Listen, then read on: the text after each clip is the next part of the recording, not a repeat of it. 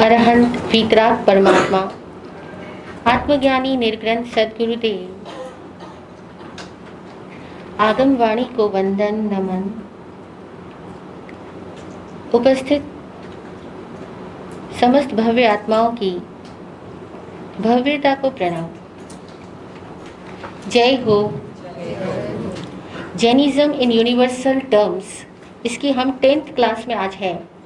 पिछली कक्षा में हमने जाना था 3 प्रकार के तत्वों के बारे में, ज्ञेय, हेय और उपादेय।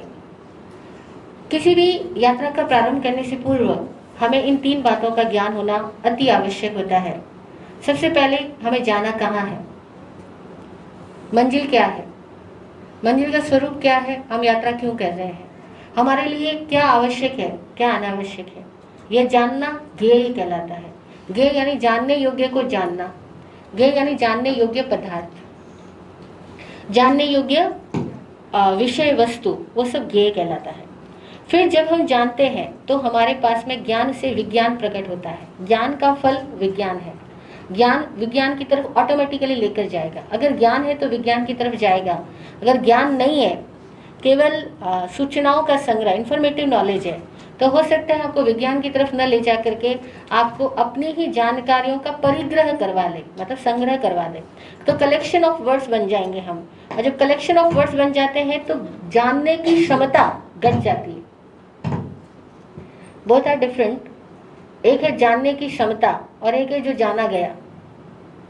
ओके, जो जाना गया वह ज्ञान नहीं है, जो जानने की क्षमता है वह ज्ञान है।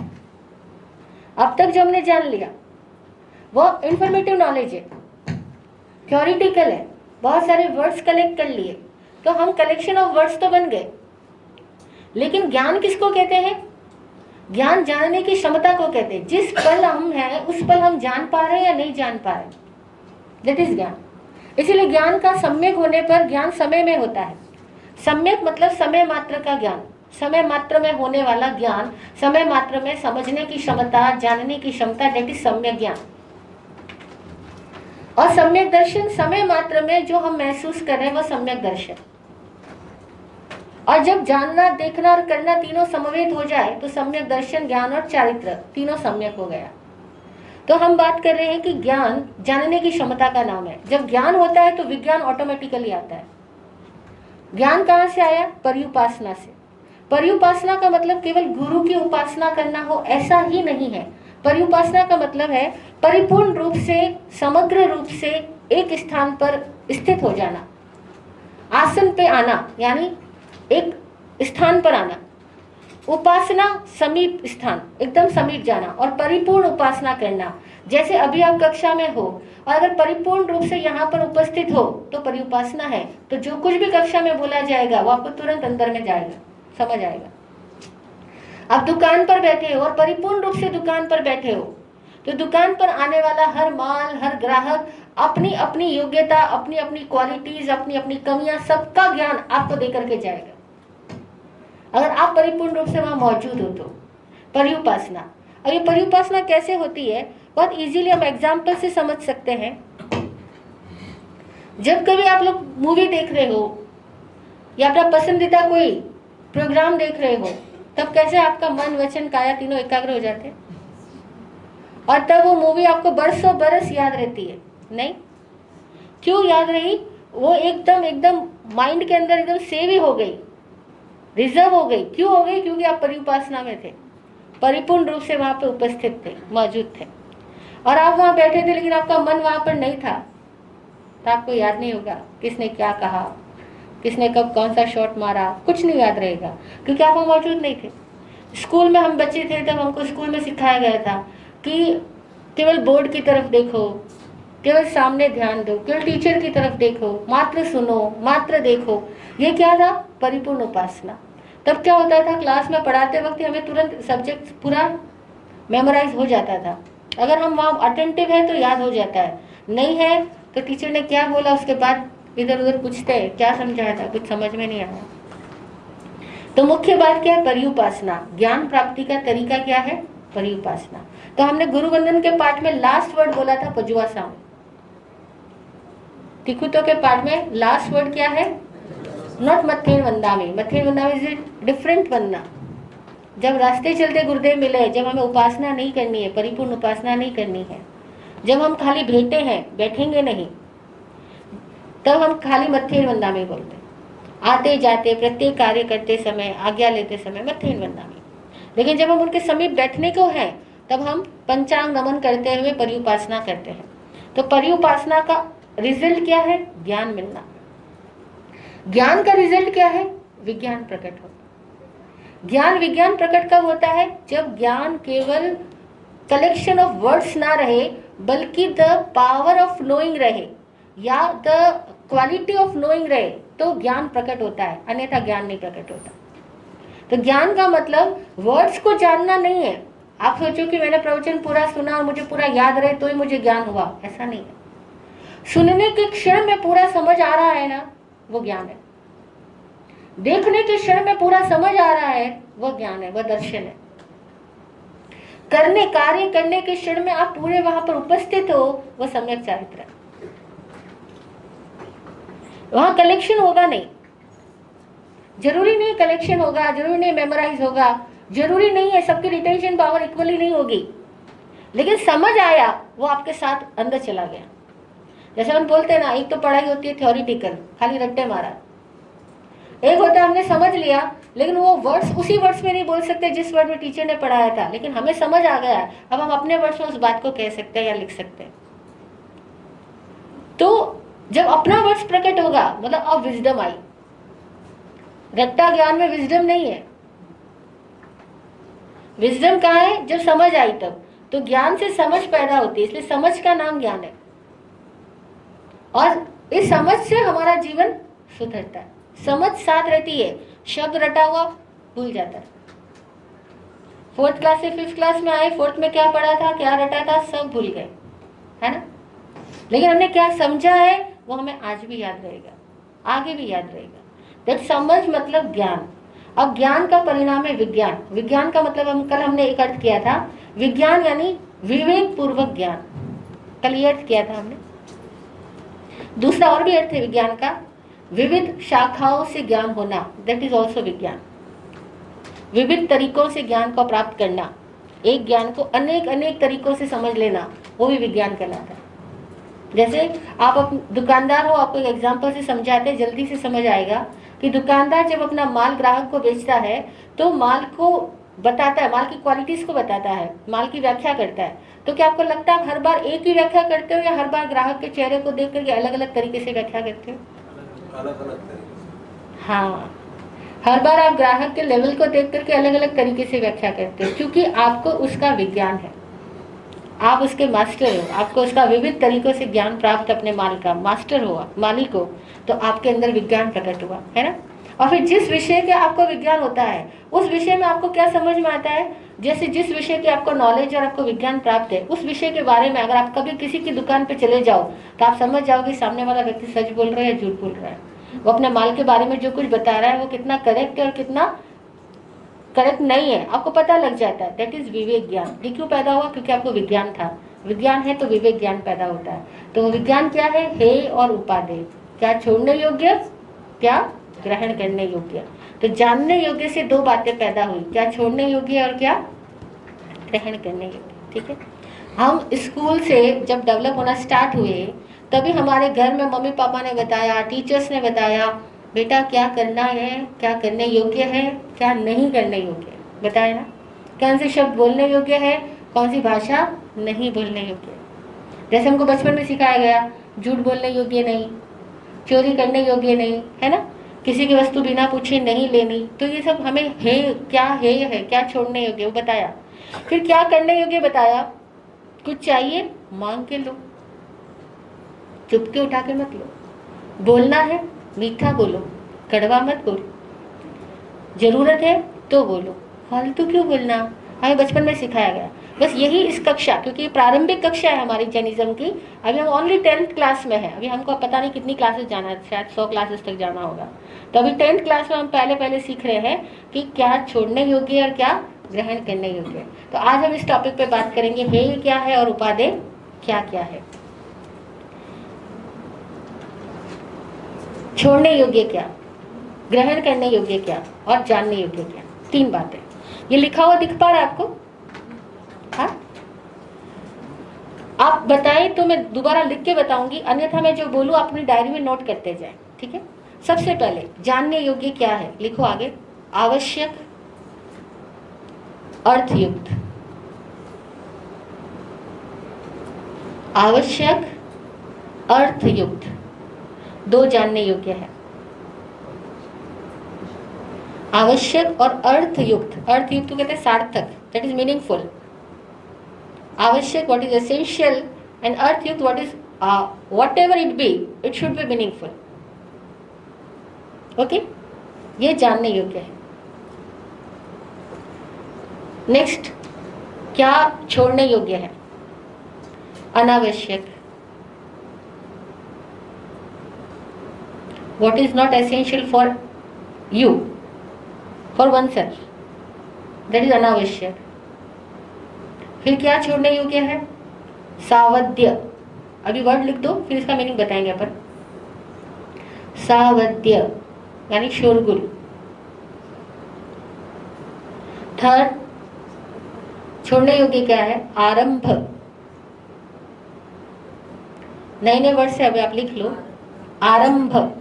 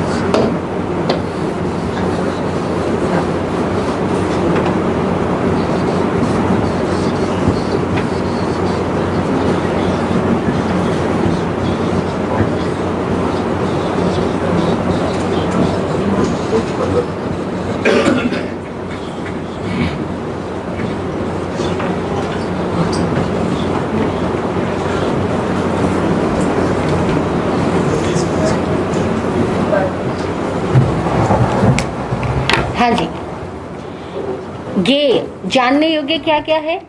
जो आवश्यक है वो जानो। अब किसको क्या आवश्यक है? जैसे स्टूडेंट के लिए क्या जानने योग्य आवश्यक है, वो वही जाने। जो स्टूडेंट लाइफ के लिए आवश्यक नहीं है, जैसे स्टूडेंट को कोई बिजनेस नहीं करना है, तो वो क्यों पता करे शेयर मार्केट के क्या भाव चल रहे हैं, क्या नहीं चल रहा है। उसको भी शादी नहीं करनी है, तो क्यों पता करे कि मेरे को शादी करके कहाँ जाना होगा, कैसा लड़का मिलेगा, इसके साथ ठीक रहेगा क्या। अभी घटना 10 साल बाद घटनी है, पहले से क्यों सोचने का। तो वो उसके लिए अनावश्यक है। ओके, एग्जाम्पल से समझना, फिर आपको अंदर एकदम क्लियर हो जाएगा। जिस समय जो आवश्यक है उतना ही जानो, जिस समय जो आवश्यक नहीं है उसमें दिमाग लगाने की वजह से क्या होता है? तनाव होता है या नहीं होता है? होता है ना। और प्रेजेंट से हम चूक जाते हैं तो प्रेजेंट में हम असफल रह जाते हैं, ऐसे ही है ना। सारी असफलता का कारण क्या है? बहुत सारी अनावश्यक जानकारियां। और तब क्या होता है? Jack of everything but master of none, ऐसा हो जाता है। फालतू बातें बहुत पता है, काम की बात पता ही नहीं। अब जिसका जो बिजनेस है वो उस बिजनेस के बारे में ज्ञान हासिल करे, दैट इज आवश्यक ज्ञान। और दूसरों के अफेयर्स में अपना टांग अड़ाए तो अनावश्यक। तो जानने योग्य क्या है? आवश्यक। ये आवश्यक को कौन डिफाइन करेगा? हर व्यक्ति को अपने लेवल पे खुद डिफाइन करना होगा, मेरे लिए इस विषय में क्या आवश्यक है, आज के दिन में क्या आवश्यक है, इस रिलेशन में क्या आवश्यक है। जैसे सपोज आपका किसी के साथ कोई रिलेशन है, अब रिलेशन कोई दोस्ती का है, आप मित्रता रखो, काफी है। लेकिन आप उस मित्र के बिजनेस में वो फेयर है या अनफेयर डील करता है, आप उसमें क्यों पड़ रहे हो? या उसने किसी आदमी का पैसा लिया, उसको नहीं दिया, आपको पता लगा कि उसने, आपके मित्र ने किसी आदमी का पैसा लिया था लेकिन दिया नहीं, और आप जाकर के उसको सलाह देने बैठ जाओगे, आपकी मित्रता भी खराब हो जाएगी। आपकी जितनी मित्रता है, जितने लेवल तक वो व्यक्ति है आपके लाइफ के लिए, जितना उसका रोल है, उतनी बात करो ना। रिश्ते साफ सुथरे रहेंगे, अच्छे रहेंगे। लेकिन हम कई बार अनावश्यक में चले जाते हैं। उस मित्र के घर में क्या हो रहा है, उसका उसकी मम्मी के साथ क्या रिलेशन है, वो फैमिली में कैसे रह रहा नहीं रह रहा, वो नहीं बताना चाह रहे, लेकिन आप जानना चाह रहे हो, और क्या होगा, लड़ाई झगड़े चालू हो जाएंगे। अनावश्यक खबरें सुनते हैं, फिर क्या होता है, दिमाग में डिस्टर्बेंस आता है या नहीं आता? आप किसी के अनावश्यक दुख दर्द भरी दास्तान सुन करके आओ, आपको रात को नींद में सपने खराब आने शुरू हो जाएंगे। अब आप कहोगे मैंने क्या कर्म किया जो मेरे घर में ऐसा हुआ है, मेरी तबीयत खराब हुई। क्या कर्म किया पता है? अनावश्यक जानकारी प्राप्त कर। तो ये लाइफ के हर पार्ट पर समझने वाली चीज है। हर एक पार्ट में आपके काम आएगा कि यहाँ पे मैं अनावश्यक जानकारी तो नहीं ले रहा। तो ज्ञान कौन सा लेना? आवश्यक ज्ञान लेना, ठीक है ना। अब देखो हमारे यहाँ कई सारे इंसान इन बातों के लिए लड़ाई करते हैं कि सूरज पृथ्वी के चक्कर लगाता है, पृथ्वी सूरज के चक्कर लगाता है, सूरज दो है कि सूरज एक है। तो शास्त्र ये कहता है या साइंस ये कहता है? उनको पूछो कि तुम ये आवश्यक है क्या? तुम ये जानो तुम्हारा चित्त कहाँ चक्कर लगा रहा है। अगर तुम भूगोल खगोल के स्टूडेंट हो तब तो ये तुम्हारे लिए आवश्यक हो सकता है, लेकिन तुम उस विषय के स्टूडेंट भी नहीं हो और ना ध्यान की उस अवस्था में पहुंचे हो कि तुम चंद्र सूर्य को प्रत्यक्ष देख सको। लेकिन यहाँ धर्म के नाम पर तुम अपनी आत्मा की साधना की बात करने की बजाय कौन किसका कितने किलोमीटर दूरी पर स्थित है, कौन सा ग्रह कहाँ पर है, कौन सा नक्षत्र कहाँ पर है, उसका क्या योगदान है, क्या मतलब? आवश्यक को जानो ना। अनावश्यक जान करके अपने आदमी अहंकार बढ़ता है। देखा, मुझे तो पता है कि 980 किलोमीटर पर ये वाला तारा होता है, 1000 किलोमीटर पर ये वाला तारा होता है। अभी इससे क्या हो जाएगा जान करके? नहीं। तो कौन सा ज्ञान प्राप्त करना? और दूसरा महत्वपूर्ण सूत्र, कौन सा ज्ञान प्राप्त करना? अर्थयुक्त, यानी मीनिंगफुल। मीनिंगलेस चीजों को मत जानो, और जिसको जानो उसकी मीनिंग को जानो। सपोज वक्तामर पढ़ रहे हो तो मीनिंग जानो, सामायिक कर रहे हो, फर्स्ट नो देन एक्ट। प्रतिक्रमण कर रहे हो, क्या कर रहे हो? वर्षों से कर रहे हो, लेकिन पता क्या है? नथिंग। कोई पूछ ले जरा मिच्छामि दुक्कडम का मीनिंग क्या होता है बाबा? बोले पता नहीं, एक बोलता है सब बोलते। तो क्या हुआ, हमने अर्थयुक्त नहीं ज्ञान प्राप्त किया, है ना। और जब अर्थयुक्त ज्ञान नहीं होता है तो क्या होता है? सालों साल आदमी काम भी कर रहा है लेकिन परिणाम कुछ नहीं। इसीलिए अर्थयुक्त, मीनिंगफुल, चाहे थोड़ा जाना, लेकिन जिसको जाना उसको उसके मीनिंग्स के साथ में जाना। Is it okay? तो ये जानने योग्य क्या है? आवश्यक और अर्थयुक्त। पूरा अंदर गया ना। अब लाइफ के हर पार्ट पर, हर एक विषय क्षेत्र में, हर एक सब्जेक्ट की टाइम में ये सूत्र अप्लाई करना सीखो। और ये सारे सूत्र हर जगह एप्लीकेबल होंगे। और वीतराग वाणी की विशेषता होती ही है कि उनकी वाणी का कोई भी सूत्र सीमित रूप में नहीं काम आता, विराट रूप में काम आता है, हर क्षेत्र में काम आता है। क्लियर? अगला चले, है ये क्या? छोड़ने योग्य क्या? जब आवश्यक जानने योग्य तो अनावश्यक छोड़ने योग्य, तो क्लियर हो गया है। जो जो अनावश्यक उसको छोड़ते जाओ। जैसे आपने सुना होगा ना, वो एक पति पत्नी आपस में लड़ाई कर रहे थे। पति बोल रहा था अपने बेटे को मैं तो डॉक्टर बनाऊंगा, पत्नी बोल रही थी बिल्कुल नहीं, मेरा बेटा डॉक्टर नहीं बनेगा, मेरा बेटा सिविल इंजीनियर बनेगा, क्योंकि मेरे मन की बहुत तमन्ना थी इंजीनियर बनने की, मैं नहीं बन पाई। दोनों के बीच में बहुत बहस होती गई। 2-4 घंटे की बहस के बाद में आस पड़ोस के लोग आए, बोले इतना क्यों शोरगुल मचा रहे हो, प्रॉब्लम क्या है? बोले ये कह रहे डॉक्टर बनाऊंगा, ये कह रहे इंजीनियर। बोले बेटा कहाँ है? अभी आने को। तो जो चीज अभी आई नहीं है हम उस पर बहस करते हैं, दैट इज अनावश्यक। तो छोड़ने योग्य क्या है? फ्यूचर क्या है? फ्यूचर को हमने जाना ही नहीं, देखा ही नहीं, लेकिन उसके कयास में हम आपस में लड़ाई कर लेते हैं। अगर मैं घर बनाऊंगा तो अपने भाई को अपने साथ में नहीं रखूंगा, उनको अलग बनाऊंगा। अभी सोच सोच करके लड़ाई कर रहा हूं। अगर मैं घूमने जाऊंगा तो इन्हीं लोगों के साथ लेके जाऊंगा, उनको नहीं लेके जाऊंगा। अभी जाओगे तब ना, आज क्यों सोच सोच करके लड़ाई कर रहे हो? अब देखो घर में कितनी कलह, कितनी अशांति केवल उन बातों को लेकर के होती है जो इस समय के लिए अनावश्यक है, इस समय के लिए अनावश्यक है या नहीं? अगर ये बात समझ आ जाए, बचपन से ये तत्व अंदर घुस जाए कि जो अनावश्यक है वो छोड़ने योग्य है। अब वो अनावश्यक चाहे बोलना हो, अनावश्यक चाहे खाना हो, अनावश्यक चाहे सोचना हो, और अनावश्यक चाहे मेल मिलाप रखना हो, और अनावश्यक चाहे मोबाइल पे घंटों चैटिंग करना या टॉकिंग करना हो, वो सब छोड़ने योग्य है। खुद से समझ में आना तो कोई दूसरे को बताने की जरूरत नहीं पड़ेगी। सेकंड, सावध्य। सावध्य शब्द का अर्थ होता है शोरगुल, यानी हम जहां हैं वहां की रिदम को डिस्टर्ब करने वाले ना बने, वातावरण में शोरगुल पैदा ना करें, एक अर्थ। दूसरा अर्थ, अपने भीतर में जो शोरगुल होता है, जिस बात को लेकर के सोच सोच करके शोरगुल पैदा होता है, तनाव पैदा होता है, उसको छोड़ दो, उस विषय को अपने मन से दिमाग से निस्सी ही कर दो। सावध्य मतलब शोरगुल। कैसे बना ये शोरगुल? सावध्य में मुख्य शब्द है वद्य। वद्य मतलब होता है संगीत, सुना ना, वाद्य यंत्र, वद्य।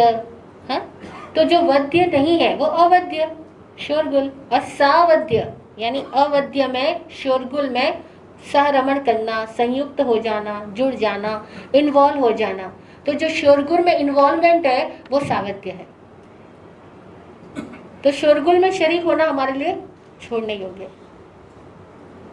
क्लियर? शोरगुल कितनी तरह का हो सकता है, जैसे कि आपके पड़ोस में कुछ लोग लड़ रहे हैं, शोरगुल पैदा कर रहे हैं। अब आप जानबूझ करके जाओ उनके वहां, फिर देखो थोड़ी देर बाद आपकी क्या स्थिति होती है। आप क्यों गए बिना बुलाए मेहमान की तरह? तो शोरगुल में रमण किया ना, तो आपके घर में भी शोरगुल आ जाएगा। आपकी पत्नी बोलेगी आप गए क्यों थे वहां पे, आपका कुछ पर्सनल इंटरेस्ट था क्या उनके घर पे? लो जी, अब ब्लेम आ गया। अब आप अपनी पत्नी के साथ लड़ाई शुरू कर दोगे, तूने मेरे सामने ऐसा बोल कैसे दिया? क्यों बोल दिया? क्योंकि पहले आप शोरगुल में रमण किए, अब पत्नी ने शोरगुल में रमण किया और फिर सबके दिमाग में शोरगुल पैदा हो गया। तो ये चीज के प्रति टकोर रहे मन में कि छोड़ने योग्य क्या है? सावधानी। शोरगुल में शरीक होना ही नहीं। कई लोग चातुर्मास आदि में धर्म स्थानक में आते हैं, गुरुदेव के पास जाते हैं, मंदिर में जाते हैं, उपाश्रय में जाते हैं। किस लिए जाते हैं? पूजा करने, स्तुति करने, ज्ञान दर्शन प्राप्त करने के लिए, सेवा भक्ति करने के लिए, जिज्ञासा समाधान के लिए, ठीक है। लेकिन थोड़े दिनों के बाद में क्या होता है, किसी न किसी पार्टी पॉलिटिक्स के शिकार बन जाते हैं और फिर बाहर निकल के क्या कहते हैं, क्या जाना महाराज साहब के यहाँ, वहाँ पर भी इतना कुछ राग द्वेष है, कीचड़ है, वो पार्टी ऐसी है, वो आदमी ऐसा, वो आदमी ऐसा, वो इतने सालों से सुन रहा है तब भी वो ऐसे ऐसे काम करता है। अब बताओ आप गए किस लिए थे और क्या कर बैठे? आवश्यक के लिए गए थे, अर्थयुक्त के लिए गए थे, और वहां जाकर के दिमाग कान लगा लिया अनावश्यक, सावध्य में।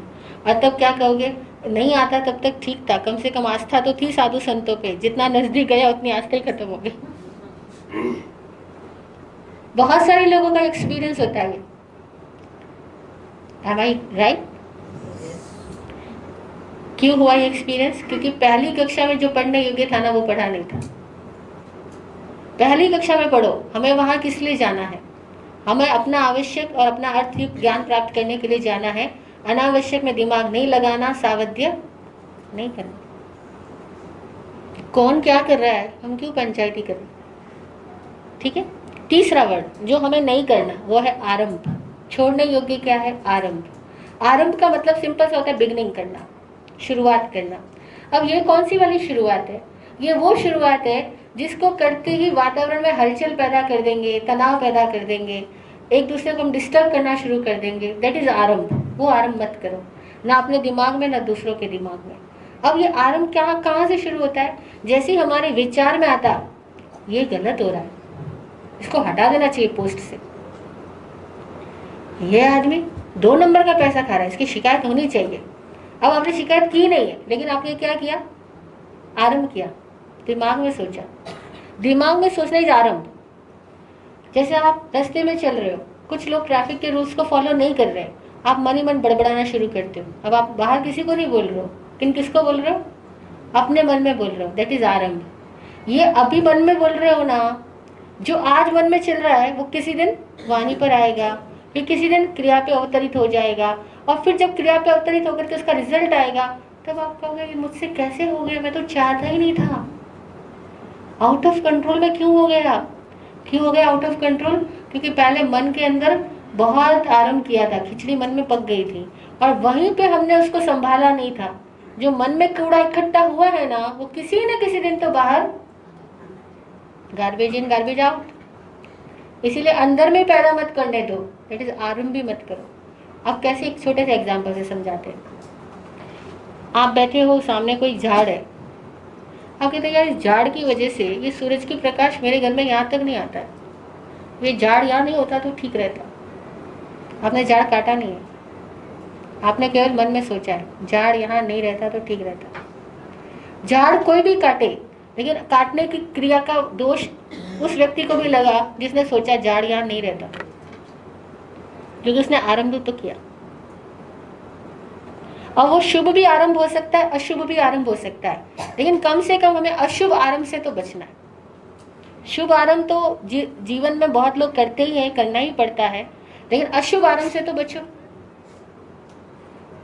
आरंभ जैसे हमने क्लास स्टार्ट की, दैट इज ऑल्सो आरंभ, ठीक है ना। लेकिन यहाँ इंटेंशंस क्या थे, किसी प्रकार का तनाव निर्मित करने के नहीं थे, तो वो शुभ आरंभ हो गया। और जिसको करने के साथ खुद के भीतर भी तनाव आया, दूसरों के भीतर भी तनाव आया, या वातावरण में भी तनाव पैदा हुआ, दैट इज आरंभ। आरंभ के परिणाम से फिर हिंसा आदि सारी क्रियाएं स्टार्ट हो जाती है। तो यहाँ समझने योग्य है कि दिमाग में भी अगर कोई विचार आता है ना, उसका रिजल्ट हमको मिलता है, वो घटना बन जाती है, वो कर्म बंधन हो जाता है। इसीलिए माइंड में थॉट को पैदा करते वक्त ही ध्यान रखो कि हमारे भीतर कौन सी तरह के थॉट्स आ रहे हैं, और वहीं पे उनको चेंज करने की कोशिश करो। तो छोड़ने योग्य क्या है, आरंभ, अनावश्यक, सावध्य, आरंभ, और चौथा है प्रमाद। प्रमाद छोड़ने योग्य है। प्रमाद बोले तो वैसे सिंपल सा बोलते हैं आलसी हो जाना, लिथार्जी, और प्रमाद का मतलब अनअवेयरनेस, अनअटेंटिविटी, मतलब अनअवेयर है, होश ही नहीं, बेभान। जैसे बेभान आदमी चला जा रहा है रास्ते के अंदर, जाना कहाँ, उसे पूछो पता ही नहीं, घंटों बोल रहा है, उसको बोलो सारी बात बोलने के पीछे इंटेंशन क्या था, कुछ भी नहीं, टाइम पास कर रहा। यहाँ बहुत सारे लोग हैं जो टाइम पास कर रहे हैं, नहीं, दोस्तों के साथ बैठते घंटों घंटों टाइम पास कर रहे हैं, वो क्या कर रहे हैं, प्रमाद। प्रमाद मतलब खुद को भूल जाना, खुद के आपे में नहीं होना, होश में नहीं होना। एक निंद्रा में आदमी, जैसे नींद में आदमी बड़बड़ाता है, उसको पूछो जरा तू क्या बोला था, वो कहेगा मुझे नहीं पता मैं क्या बोला था, मैं बोला भी था क्या। अब उसको क्या पता, क्योंकि वो तो नींद में था, आप जाग रहे थे, पास में बैठे थे, आपने सुना था, आप उसको बोलते तो इतना कुछ बोला था, वो कहते मुझे कुछ नहीं पता मैं बोला था। तो ऐसे हमसे पूछो ना, इतने साल कैसे जिए जरा,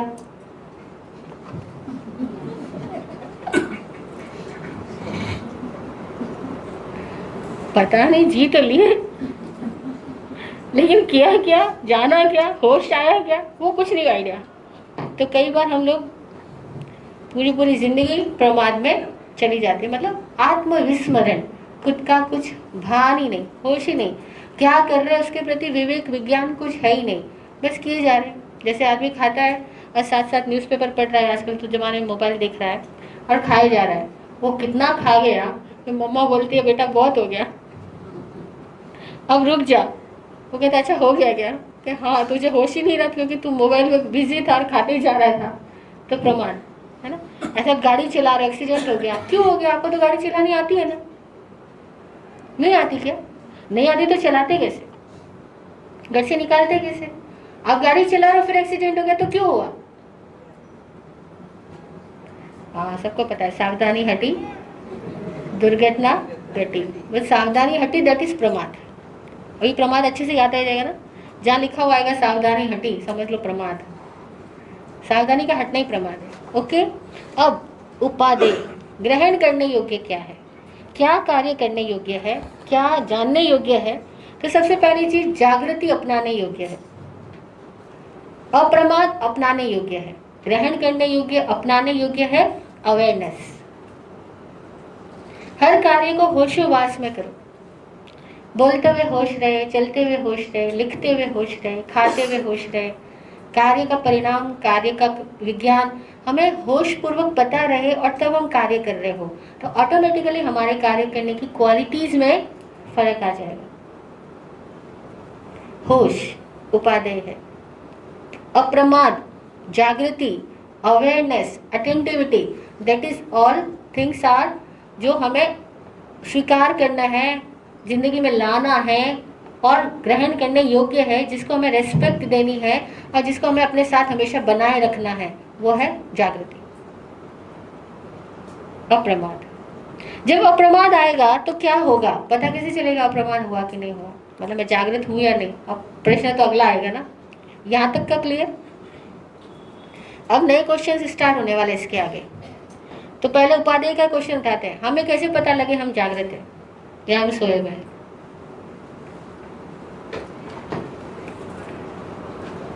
कोई भी चीज करते हो तो उसके परिणाम जानते हो तो फिर हम जागरूक हैं। शराबी को भी पता होता है, फिर भी वो शराब पीता है कि शराब पीने के बाद में बेभान हो जाएगा, झगड़ा करेगा, नुकसान कर। जुआरी को भी पता होता है जुआ खेल रहा हूँ नुकसान हो जाएगा, परिणाम पता है फिर भी आदमी काम कर रहा है, तो उसको जागृत कैसे कहेंगे। जागृत जो है, जो ध्येय और हेय दोनों समझ के बाद में एक्शन लेते हैं। जागृत वो है जो हेय और उपादेय दोनों को समझ के एक्शन लेता है। और सोचो जागृति मतलब क्या, हाँ वही अवेयरनेस कैसे, मतलब व्हाट इज द सिम्टम, पता कैसे चलेगा आप जागृत हो कि नहीं हो। उसी समय ध्यान में आए काम ये करना योग्य है नहीं है तो हम जागरूक हैं। ये चीज कॉन्शियसली करें, विवेक से करें। समय में being in present, being in present बराबर है। और बताओ एकदम प्रॉपर पता कैसे लगेगा, हाँ मैं हूँ प्रेजेंट में या मैं चूक कर यहाँ से।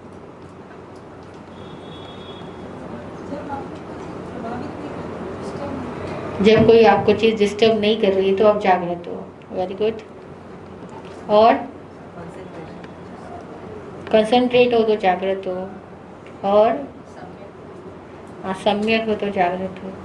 बहुत सारे अच्छे वर्ड्स अपने कर अच्छे से याद हो गए। अब देखो सिंपल सा आंसर देती हूँ, क्योंकि जितना सिंपल ज्ञान होगा ना उतना अंदर जाएगा सीधा। सिंपल सा आंसर ये है, अब भी हमारी जागृति है, हम आंखें खुली है तो हम आपको देख पा रहे हैं, आप हमें देख पा रहे हो, ठीक है। ऐसे ही जब जागृत होते हैं हम अपने आप को देख पाते हैं। जागृत है तो हम दुनिया को देख रहे हैं ना, कह रहे जान है तो जहान है, सब कुछ नजर आ रहा है। ओके, ऐसी जागृति है तो अपने अंदर का जहान नजर आता है कि मेरे अंदर क्या चल रहा है, मैं क्या बोल रहा हूँ, किस वक्त क्या फील कर रहा हूँ, किस वक्त कौन से सपने में हूँ, सपना भी दिखाई पड़ रहा है तो जागृति है। विचार भी दिखलाई पड़ रहा है तो जागृति है। अपनी संवेदनाओं के प्रति हमें पता लग रहा है ऐसा हो रहा है तो जागृति है। बस एक छोटा सा एग्जांपल याद रखो, जैसे जाग रहे हैं तो दुनिया को देख पा रहे हैं, ऐसे जब भीतर में जागे हैं तो खुद को देख पा रहे हैं, बस वही जागृति। और ये जब जागृति आती है तब इसके रिजल्ट्स क्या आएंगे कि व्यक्ति अनावश्यक नहीं करेगा, व्यक्ति शोरगुल क्रिएट नहीं करेगा, व्यक्ति आरंभ में नहीं होगा, अवध्य स्वावध्य में नहीं होगा। ऑटोमेटिकली जो है वो छूट जाए, ऑटोमेटिकली छूट जाए तो समझना जागृति है। जागृत आदमी उसका पेट बोलता है खाते हुए भर गया, सबका पेट बोलता है। जब नींद में से आँख खुलती है सबको पता लगता है, जाग का समय आती होश अपने आप से आता है ना। लेकिन फिर वापस क्या होता है, सो जाओ ना, क्या पड़ा है, अनावश्यक। अब हमने अनावश्यक को सपोर्ट दिया, जैसे अनावश्यक को सपोर्ट दिया तो क्या हुआ, जागृति ने सोचा मुझे सपोर्ट नहीं मिल रहा, बाबा सो जाओ, जागृति गायब, प्रमाद आ गया, है ना। तो हम हर पल अपने भीतर ही भीतर देखें जरा कि हमारे भीतर जाग भी रहती है, लेकिन हम ही अपनी जाग में नहीं रह करके अपने आलस में, अपनी मूर्छा में, अपनी आदत में, अपने प्रमाद में चलते चले जाते हैं, है ना। खुद ही खुद के अंदर में ऐसा सबके साथ होता है। सबको अंदर में पता लगता है कि ये गलत है या सही है, लेकिन फिर भी हम गलत क्यों करते चले जाते हैं? क्योंकि हम आदतों के गुलाम, प्रमाद में बनते जाते हैं, और वो प्रमाद ही छोड़ने योग्य है। प्रमाद छूटा तो आदत छूट जाएगी अपने आप से। तो जागृति में हे ऑटोमेटिकली हट जाएगा, और ये ऑटोमेटिकली अच्छे से जाना जाएगा। मतलब ऑटोमेटिकली आवश्यक को जानोगे, मीनिंगफुल जानोगे। जानने के साथ, जैसे आप सुन रहे हो, नहीं समझ में आया तो प्रश्न पैदा हुआ। वो प्रश्न पैदा क्यों हुआ? क्योंकि आप जागृत थे। सुन करके समझ नहीं आया और प्रश्न पैदा हुआ तो जागृत है। और आप सुने लेकिन आया कि नहीं आया, नहीं आया तो क्या फर्क पड़ता है?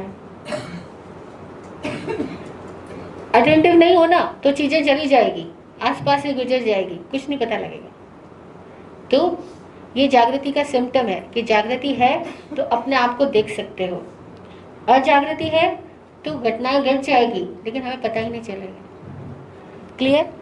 अब वापस आओ। सवाल फिर पैदा हुआ कि आपने कहा आवश्यक ज्ञेय है, अनावश्यक है, लेकिन मुझे कैसे पता लगेगा कि मेरे लिए क्या आवश्यक है और क्या अनावश्यक है? सपोज मेरा बच्चा बार बार गलती कर रहा है और मैं उसके ऊपर गुस्सा करता हूँ, डांटता हूँ, तो वो आवश्यक है कि अनावश्यक है?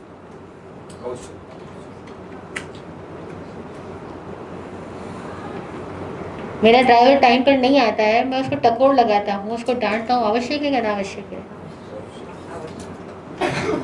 मेरे भाई को डायबिटीज है, मीठा खाया जा रहा है, मैं रोक लगा रहा हूँ, आवश्यक है अनावश्यक है? तो सवाल 100 सारे पैदा होंगे, ठीक है ना। ऐसे खुद के अंदर भी देखो। आप मूवी देख रहे हो, आप घंटों किसी से बतिया रहे हो, आप कुछ पढ़ रहे हो, आप खुद से पूछोगे आवश्यक है कि अनावश्यक, पता कैसे लगेगा? तो आपको कुछ पता तो संस्कारों से लगता है। जैसे हमें संस्कार दिया गया, ये बेटा ये कि तुम्हारे लिए आवश्यक है, ये तुम्हारे लिए अनावश्यक है। संस्कारों में है कि जल्दी जागना, जल्दी सोना, ये सब आवश्यक है। देर तक जागना, देर तक सोए रहना, ये सब अनावश्यक है। ये संस्कारों से हमें पता है। संस्कारों से पता है कि चोरी नहीं करना, झूठ नहीं बोलना, पराये माल को, पराये धरोहर को ऐसे छुपा के नहीं रखना, ये सब संस्कारों से पता है। तो ये भी हमें पता तो है, लेकिन ये पता अक्सर संस्कारों से है। विवेक से पता करना और सेकेंडरी बात है। संस्कारों में हम भूल कर सकते हैं, ना भी कर सकते हैं। विवेक होगा तो भूल नहीं होगा। वो विवेक क्या है? अब हम सेकंड क्लास में आ रहे हैं ना, संस्कार से विवेक की क्लास में आ रहे हैं। संस्कारों से तो हम सब अच्छे आदमी है ही, अब हम विवेक पूर्वक अच्छे आदमी बने, है ना। तो विवेक पूर्वक जो अच्छा आदमी होता है उसको सच्चा आदमी कहते हैं। वो कैसे पता लगेगा आवश्यक अनावश्यक को? तो अब हम एक आवश्यक शब्द की नई व्याख्या करते हैं। चले नई व्याख्या में, तैयार हो? यहाँ तक कि डेफिनेशंस, वर्ड्स सेव हो गए होंगे। तो अगला शब्द है व्हाट इज आवश्यक, व्हाट इज अनावश्यक। ठीक है, लिख करके बताओ।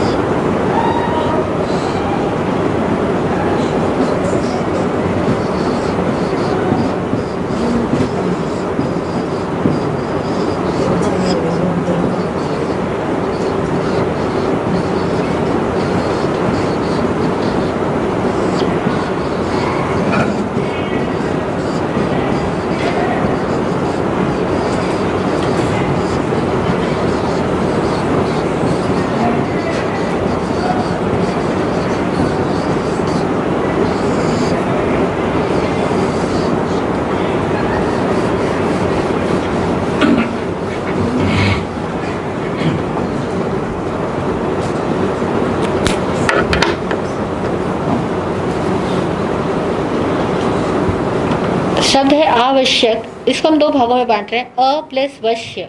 अवश्य, है ना, अवश्य से आवश्यक शब्द बना। और अवश्य का अर्थ होता है बिना किसी के वश में हुए जो कार्य किया जाए वो आवश्यक।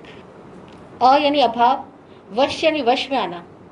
किसी के वश में आए बिना कार्य किया गया तो वो आवश्यक, और किसी के वश में आकर के कार्य किया गया अनावश्यक। अवश्यम करोति इति आवश्यकम, बिना वश में हुए जो कार्य किया जाए अवश्यम।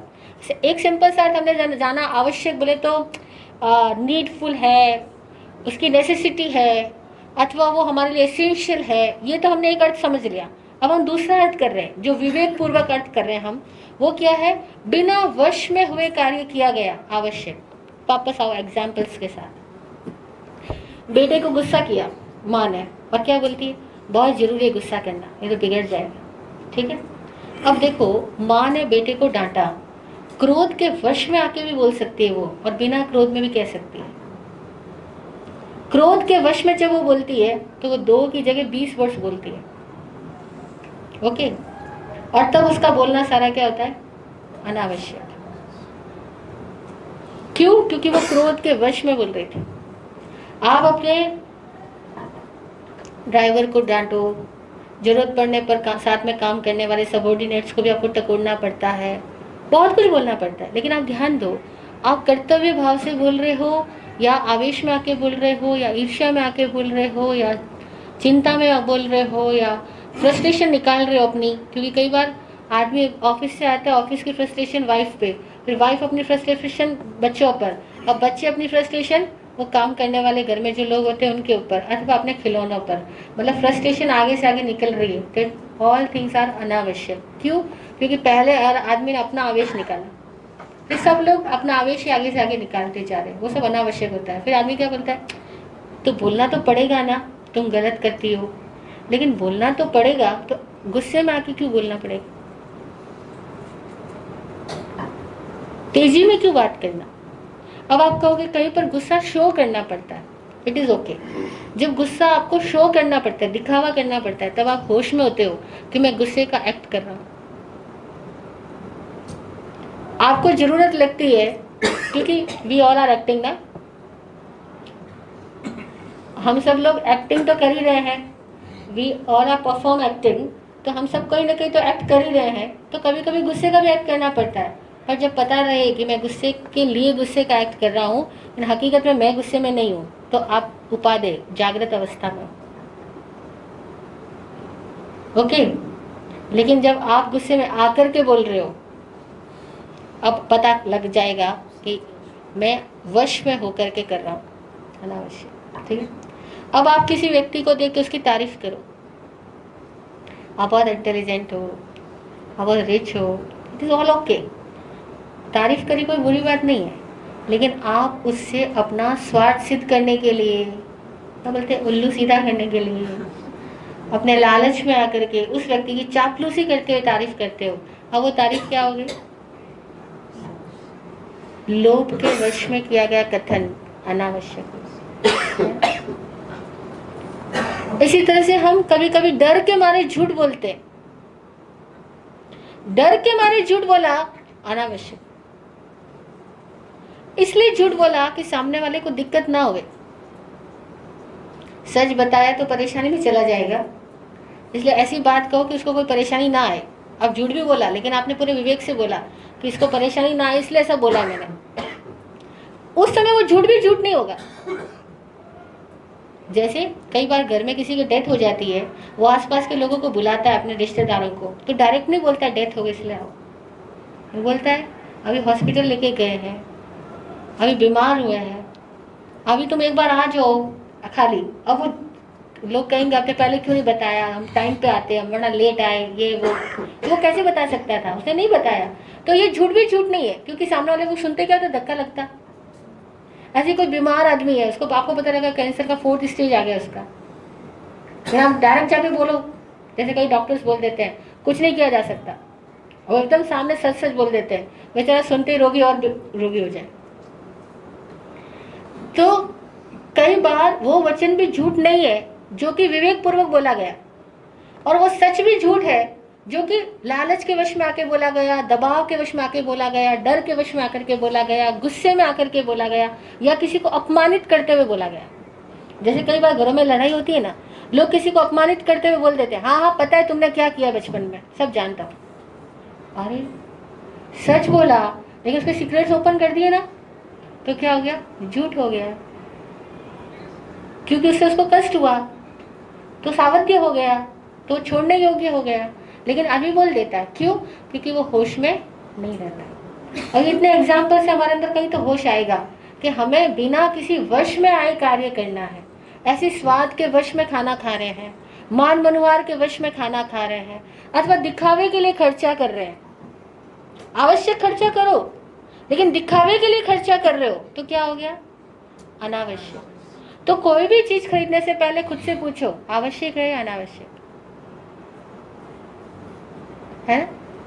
और देखो कई जगह आवश्यक खर्चा आदमी करने से कंजूसी करता है और अनावश्यक खर्चा बहुत कर डालता है, तो वहां आदमी को विवेक ही नहीं कहा जाता। तो क्या विवेक है आपके लिए कि जहां हम किसी के वश में आके कार्य करते हैं, लालच के वश में, क्रोध के वश में, अभिमान के वश में, ईर्ष्या के वश में, द्वेष के वश में, राग के वश में, वो सारे कार्य का हमें चिंतन करना होगा, ये सब मेरे लिए अनावश्यक है। व्यक्तिगत है, ठीक है। अब एक इंसान है, वो कहता है मेरे लिए 2 जोड़ी काफी है कपड़े, और एक इंसान कहता है मेरे लिए तो 200 जोड़ी भी कपड़े कम है। तो आवश्यक अनावश्यक की रूपरेखा क्या? कि तुम अपने स्टेटस पे खुद सोचो कि तुम्हारे लिए कितने कपड़े आवश्यक है, कितने अनावश्यक है, कितना इकट्ठा करना आवश्यक है, कितना इकट्ठा करना अनावश्यक है। खुद के लेवल पे खुद को सोचना पड़ेगा। कोई दूसरा आपके लिए लिख के नहीं जा सकता है कि भैया इसके लिए ये आवश्यक है, अनावश्यक है। आपको ही देखना होगा कि इस समय मेरे को अपना कहाँ टाइम, एनर्जी, पैसा इन्वेस्ट करना आवश्यक है और कहाँ अनावश्यक है। अपने लेवल पे समझदार बन जाओ तो 3 तत्व जिंदगी में आ गए, विवेक आ गया, हे गे और उपादेय। तो अभी हमने हे गे उपादेय के बारे में जाना।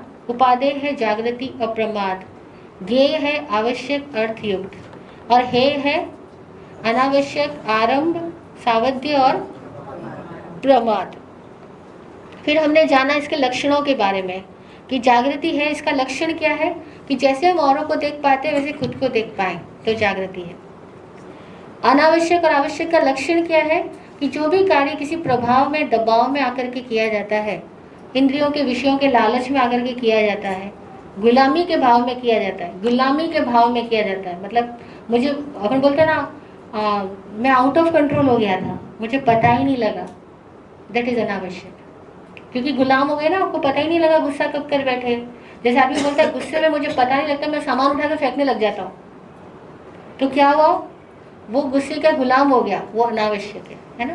तो अभी हम यहाँ से केवल परिभाषाओं को जान रहे हैं, इसके साथ अपने जीवन में अप्लाई करना शुरू करो। जैसे जैसे अप्लाई करोगे अंदर में और नए क्वेश्चन भी पैदा होंगे और आंसर भी मिलते जाएंगे। और फिर क्वेश्चन पैदा और आंसर ना मिले तो हम अगली कक्षा में फिर प्रश्न रख सकते हैं अपना। ठीक है, आज इतना ही, अगली कक्षा में फिर और आगे जानेंगे विषयों को। आज इतना ही। अब सवाल किसी का कोई नहीं है। अशुभ आरंभ छोड़ने योग्य। शुभ आरंभ में केवल होश रखना, जागृति रखना, प्रमाद में नहीं करना, इतनी बात है। बाकी शुभ आरंभ छोड़ने योग्य नहीं, क्योंकि जब तक हमारा जीवन है, योग है तब तक आरंभ तो रहेगा ही। क्योंकि खाना पीना, कमाना, रहना, सोना सब कुछ आरंभ ही है ना, इसके बिना काम कैसे होगा? बोलिए। फिर इसको हमने नाम आरंभ दिया है तो उसकी जगह पे जैसे शुभारंभ है तो अशुभारंभ ऐसा नाम देंगे तो ज्यादा वो हाँ, प्रश्न है कि आरंभ के साथ में अशुभ आरंभ नाम देते तो ज्यादा अच्छा रहता।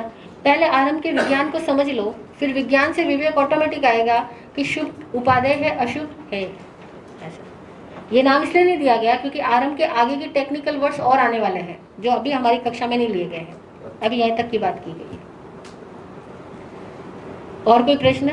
एक बहन का प्रश्न था कि आपने कल सम्यक ज्ञान, सम्यक दर्शन, सम्यक चरित्र की बात कही, तो अगर हम कभी राम कृष्ण आदि की पूजा करें तो क्या उनको मिथ्यात्व कहा जाता है क्या? तो समझना, हमने एक बात पहली कक्षा में कह रही थी कि हम अर्हा की पूजा करते हैं, योग्यता की पूजा करते हैं, है ना, और शुद्ध अवस्था की पूजा करते हैं। हमारे लिए पूजनीय यानी देव, पूजनीय मतलब देव। देव कौन है? योग्यता और शुद्ध अवस्था। और वो योग्यता शुद्ध अवस्था राम में पैदा हुई हो, कृष्ण में पैदा हुई हो, विवेकानंद में पैदा हुई हो, आपका अपना जो भी नाम है आप में पैदा हुई हो, या किसी पड़ोसी का नाम उसमें पैदा हुई हो, किसी भी व्यक्ति में पैदा हुई हो, कोई फर्क नहीं पड़ता। ज्योति किस दिए में जागी, महत्वपूर्ण बात ज्योत है, दीपक थोड़ी। और दीपक मंदिर में रखा हो, मस्जिद में रखा हो, या किसी भी धर्मशाला के ऊपर रखा हो, या किसी बिल्डिंग पे रखा हुआ हो, दीपक तो हमेशा रोशनी देगा ना, मार्गदर्शन ही देगा। इसीलिए दीपकों का कोई संप्रदाय नहीं होता, संप्रदाय होता है लड़ाई करने वालों का। मतलब ये भेद प्रभेद जो डालते ना, ये मिथ्यात्व, ये संकेती नामों के साथ में, नाम के साथ मत डालो, समझ की बात है। समझ की अशुद्धि मिथ्यात्व है, समझ की शुद्धि सम्यत्व है। लेकिन जो नामों के साथ बांध देते हैं कि नहीं, अगर राम को पूजा कर दिया तो तुम तो हिंदू हो गए, महावीर को पूजा तो ही जैन हो गए, ऐसा कुछ नहीं है। महावीर हो या राम हो, किसी ने ऐसा नहीं कहा कि मुझे पूजना या मत पूजना, उन्होंने तो सीधा ज्ञान दिया था। और एक ही बात कही थी कि पूजा गुणों की कर, और वो गुण तेरे अपने अंदर है, उसको जगा ले, तो खुद ही परमात्मा है। जय गुरु। और कोई प्रश्न नहीं तो प्रार्थना।